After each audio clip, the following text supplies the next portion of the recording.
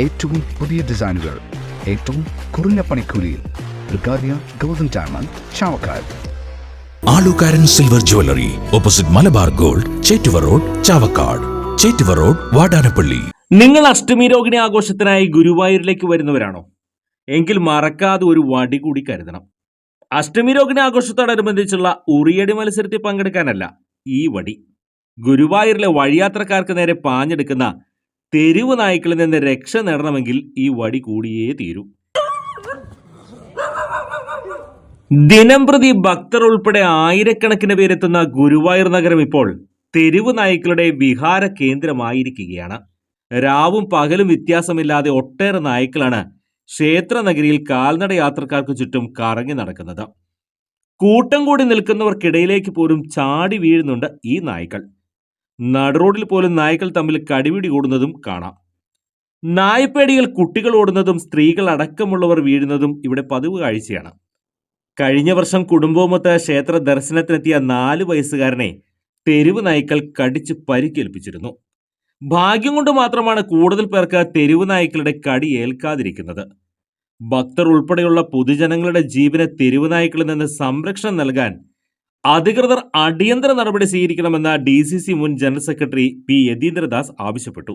കൈരളി ജംഗ്ഷനിലെ മമ്മിയൂർ ക്ഷേത്രത്തിൻ്റെയും ഗുരുവായൂർ ക്ഷേത്രത്തിൻ്റെ ഇടയിലുള്ള ഏറ്റവും ജനത്തിരക്കേറിയ സ്ഥലത്തായിരുന്നു 10-20 നായ്ക്കൾ വളരെ പ്രകോപനപരമായി കുരച്ചു ചാടി ബഹളം ഉണ്ടാക്കുകയായിരുന്നു. യാതൊരു അധികാരികളുടെ ഭാഗത്തുനിന്ന്, ദേവസ്വം അധികാരികളുടെയോ നഗരസഭാധികാരികളുടെയോ അതല്ലെങ്കിൽ ഭരണ പ്രതിപക്ഷ സാമൂഹ്യ പ്രവർത്തകർ ആരുടെയും തന്നെ ഇടപെടൽ അവിടെ കണ്ടില്ല. മാധ്യമങ്ങളുടെ ഇടപെടലും അവിടെ കണ്ടില്ല.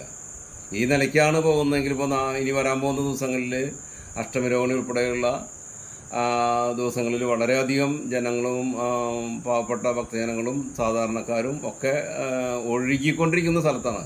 അവിടെ ഇത്രയും ഭയാനകമായ രീതിയിൽ തെരുവ് നായ ശല്യം ഉണ്ടായത് ഈ പൊതുസമൂഹത്തിൻ്റെ ഒരു കുറ്റകരമായൊരു അനാസ്ഥയാണ്. അതിനെന്തായാലും അടിയന്തരമായി അത് പരിഹരിക്കാനൊരു നടപടി ഉണ്ടാവണം. ഈ ഭക്തജനങ്ങൾ പുറമേ നിന്ന് വന്ന് അവരുടെ കാണിക്കുകയാണ് ആ പ്രദേശത്തിൻ്റെ മുഴുവൻ വളർച്ച. അപ്പോൾ ഓരോ സമൂഹത്തിനും അവിടെ വരുന്ന ജനങ്ങളോട് പ്രതിബദ്ധതകളാണ്. അപ്പോൾ അത് അവരുടെ ജീവനും അവരുടെ ശരീരത്തിന് സംരക്ഷണം കൊടുക്കാനുള്ള നടപടി അടിയന്തരമായിട്ട് ഉണ്ടാവണം എന്നാണ് ഇതിൽ പറയാനുള്ളത്. ഇതിൽ എനിക്ക് എന്നെ സംബന്ധിച്ചിടത്തോളം ഇപ്പോൾ ഒരു പ്രത്യേക രാഷ്ട്രീയ താല്പര്യമല്ല.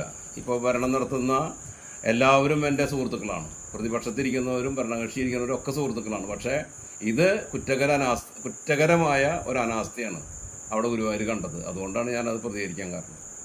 ഗുരുവായൂർ പടിഞ്ഞാറേ നട, കിഴക്കേ നട, മഞ്ജുലാൽ, മമ്മിയൂർ ക്ഷേത്ര പരിസരം, കൈരളി ജംഗ്ഷൻ, ബസ് സ്റ്റാൻഡ് പരിസരം, ഇന്നർ റിംഗ് റോഡ് എന്നിവിടങ്ങളിലെല്ലാം തെരുവ് നായ്ക്കളെ കൂട്ടത്തോടെ കാണാനാകും. ഗുരുവായൂർ ക്ഷേത്ര നടപ്പന്തൽ പോലും തെരുവ് നായ്ക്കൾക്ക് സുഖവാസ കേന്ദ്രമാണ്.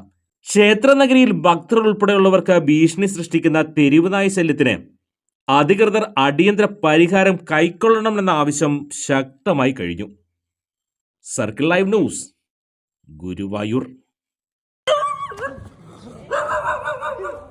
സ്വർണം പണയം വെക്കുന്നതിന് താങ്കൾ എന്തിന് അധിക പലിശ നൽകണം? 1 രൂപ മുതൽ പ്രതിമാസ പലിശ നിരക്കുകൾ ഡെയിലി, വീക്ക്ലി, മന്ത്ലി ലോൺ അടയ്ക്കാവുന്നതാണ്. കൂടിയ പലിശ നിരക്കിലുള്ള പണയങ്ങൾ കുറഞ്ഞ പലിശ നിരക്കിലേക്ക് മാറ്റിവെക്കുന്നതിനുള്ള സൗകര്യം. പ്രതിമാസ പലിശ അടയ്ക്കുന്നവർക്ക് വൻ ഇളവുകൾ. ആലുകാരൻ ഗോൾഡ് ലോൺ, വാടാനപ്പള്ളി, ഒരുമനയൂർ, ചാവക്കാട്, ഗുരുവായൂർ.